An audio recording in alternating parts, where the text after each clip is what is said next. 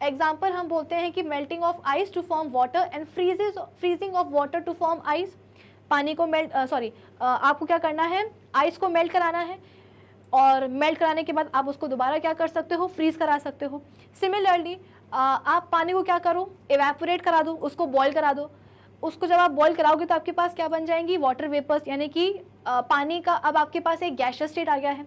तो क्या आप ये जो वाटर वेपर्स बनी है इससे दोबारा आप पानी ला सकते हो? बिल्कुल ला सकते हो। जो वाटर वेपर्स बनी है, जो भाप बनी है, उसको आप जाने मत दो, उसको पकड़ के रखो। आपके पास एक बर्तन में पानी है, उस पानी को आप उबालो।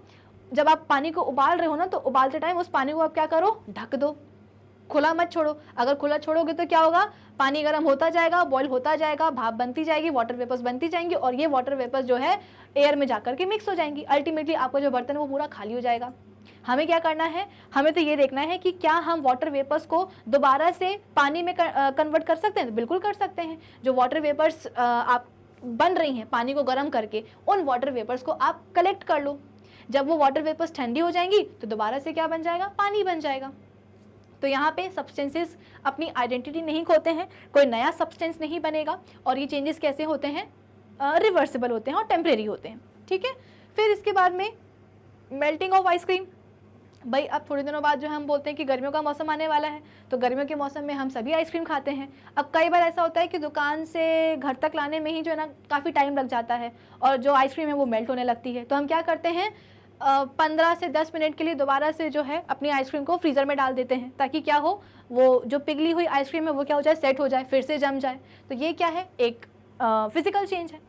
फिर इसके बाद में स्ट्रेचिंग ऑफ रबर बैंड। भाई आपके पास रबर बैंड है, जैसे ये रबर बैंड लगाई है मैंने, इसको अगर मैं स्ट्रेच कर रही हूँ तो जैसे ही मैंने इसको स्ट्रेच किया, देखो इसका जो है शेप चेंज हुआ। लेकिन जैसे ही मैं इसको स्ट्रेच करना बंद करूँगी और इस पर प्रेशर लगाना बंद करूँगी तो देखो अपने ओरिजिनल शेप में आ गई। तो रबर बैंड को स्ट्रेच करना भी क्या है, एक फिजिकल चेंज है। ऐसा थोड़ी कि मैंने अपनी रबर बैंड को स्ट्रेच किया है तो अब इसका शेप परमानेंटली ऐसे ही हो गया है, अब ये दोबारा से जो है ना मेरे बालों में नहीं लग पाएगी। बिल्कुल लग पाएगी भाई, क्योंकि ये रबर बैंड है।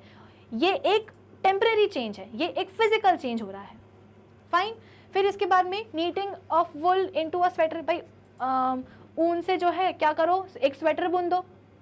तो ऊन से जब आप एक स्वेटर बुनोगे तो ये भी तो एक फिजिकल चेंज है। क्यों फिजिकल चेंज है भाई, आपके पास जो स्वेटर आया है उसको आप उधेड़ दो वापस से, और उधेड़ के आपके पास क्या मिल जाएगा, दोबारा से आपके पास ऊन मिल जाएगी। भाई ऐसा थोड़ी कि आपने ऊन के गोले से, ऊन से अगर आपने स्वेटर बनाया है तो ऊन ने अपनी आइडेंटिटी चेंज कर दी है ना, रहेगा तो वो अभी भी जो स्वेटर बना है वो स्वेटर अभी भी ऊन का ही तो बना रहेगा ना। ऐसा थोड़ी है कि ऊन का गोला था हमारे पास और उससे हमने एक स्वेटर बुना तो अब वो स्वेटर जो है वो किसका बन गया, सिल्क का बन गया। बिल्कुल भी नहीं, वो अभी भी किसका रहेगा, वो वूल का ही रहेगा, यानी कि ऊन का ही रहेगा। तो ये भी क्या है, एक रिवर्सिबल चेंज है, एक फिजिकल चेंज है, एक टेम्परेरी चेंज है। ठीक है। इनफैक्ट हम बोलते हैं अगर आपने पेपर को फाड़ भी दिया है, पेपर को अगर आपने फाड़ भी दिया है और बहुत सारे छोटे छोटे टुकड़ों में हमने डिवाइड कर दिया है पेपर को, तब भी वो क्या है, एक फिजिकल चेंज ही है। बच्चों को ये लगेगा कि मैम आपने बोला था कि फिजिकल चेंज कैसे होते हैं, दे आर रिवर्सिबल, उनको हम रिवर्स कर सकते हैं। लेकिन यहाँ पे तो जब हम पेपर को फाड़ ही देंगे और बहुत सारे छोटे छोटे टुकड़ों में हम फाड़ेंगे तो हम कैसे दोबारा से उन छोटे टुकड़ों से, उन छोटे पेपर के पीसेस से एक बड़ा इंटैक्ट पेपर बना सकते हैं? बिल्कुल बना सकते हैं भाई, उनको जोड़ दो आपस में। अगर आपने पेपर को फाड़ा है छोटे छोटे पीसेस में, वो जो छोटे छोटे पेपर के पीसेस हैं वो पीसेस किसके हैं, अभी भी तो पेपर के ही हैं। ऐसा थोड़ी कि पेपर को हमने फाड़ा छोटे छोटे पीसेस में तो अब वो जो छोटे पीसेस हैं वो किसके बन गए, पीसेस ग्लास के बन गए, अब पेपर वो रहा ही नहीं, अब वो कांच के टुकड़े बन गए। बिल्कुल भी नहीं, वो अभी भी पीसेस किसके कहलाएंगे, पेपर के ही कहलाएंगे।